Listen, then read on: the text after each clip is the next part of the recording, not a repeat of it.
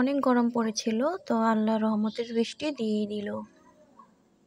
আসসালামু আলাইকুম, রুদাস cooking and blog থেকে আপনাদের স্বাগতম। আমি বিক্রমপুর থেকে বলছি। কেমন আছেন আপনারা?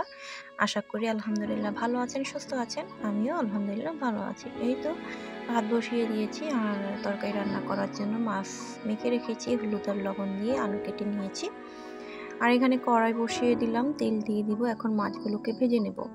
অনেক গরম পড়েছে, তাই ভাবলাম যে অন্য কোনো তরকারি রান্না করব না, শুধু পাতলা ঝোল দিয়ে মাছের তরকারি রান্না করব।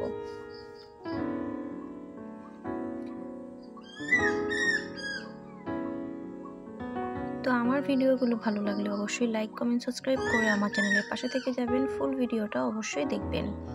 ভিডিওর কোনো অংশ যদি বিন্দু পরিমাণের ভালো লেগে থাকে তাহলে অবশ্যই একটা লাইক দিয়ে দিবেন।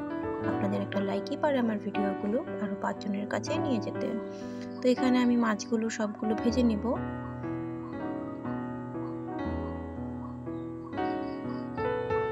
তো এটা ছিল রুই মাছ।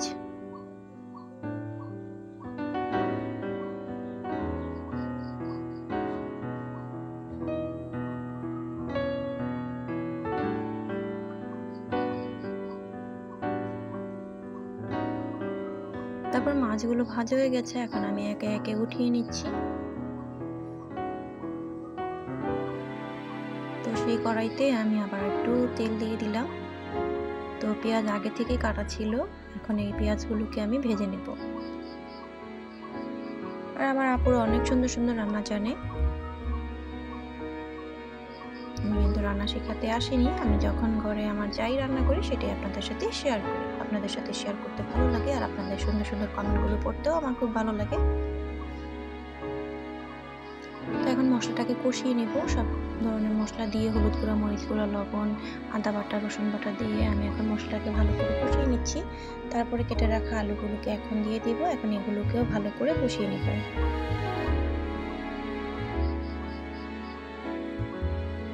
পরিমাণ মতো পানি দিয়ে দিয়েছি। এখন আমি টমেটো ফ্রোজেন করা ছিল, নামিয়ে রেখেছিলাম, 4টা পিস আমি এখানে দিয়ে দিলাম।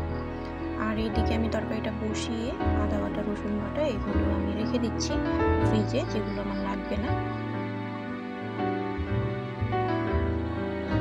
রান্না বসিয়ে মাঝে মাঝে কাজ করে ফেললে কাজটা অনেকটাই তাড়াতাড়ি হয়ে যায়, বা রান্নাও তাড়াতাড়ি শেষ হয়ে যায়। তো এখানে আমি ঢেকে দিলাম আলুগুলো সিদ্ধ হওয়ার জন্য। তো আলুগুলো অর্ধেকটা সিদ্ধ হয়ে গেছে, এখন আমি মাছগুলো দিয়ে দিব।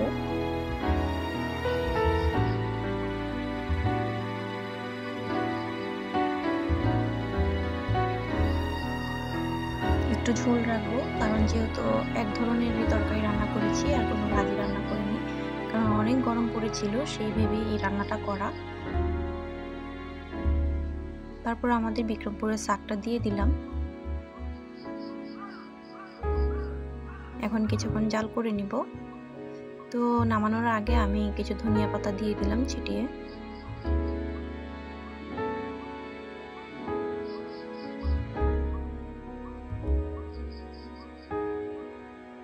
এরপরে রান্না শেষ আমার। তো তরকারিটা কেমন হয়েছে অবশ্যই কমেন্ট করে জানাবেন। আর এইদিকে আপনাদের ভাইয়া চকবার আইসক্রিম এনেছিল, তো ওটা দরজায় বসে বসে খাচ্ছিলাম। আর এইদিকে বাতাস ছেড়েছে অনেক, তো মেয়ে আর আমি বসে বসে আইসক্রিম খাচ্ছিলাম। তো বৃষ্টি পড়েই গেল। এই যে দেখুন, আমার মেয়েও ভিজতে চলে গেছে। ওকে বলছিলাম যে চলে আসো, প্রথম বৃষ্টি, জ্বর আসবে। তো পরিবেশটা একদমই ঠান্ডা হয়ে গিয়েছিল। তো বলতে বলতে অনেকটাই বৃষ্টি হয়েছে। তো আজকের ভিডিওটা এই পর্যন্ত। ভিডিও শেষ প্রান্তে চলে এসেছি। সবাই ভালো থাকবেন, সুস্থ থাকবেন। আসসালামু আলাইকুম, আল্লাহ হাফেজ।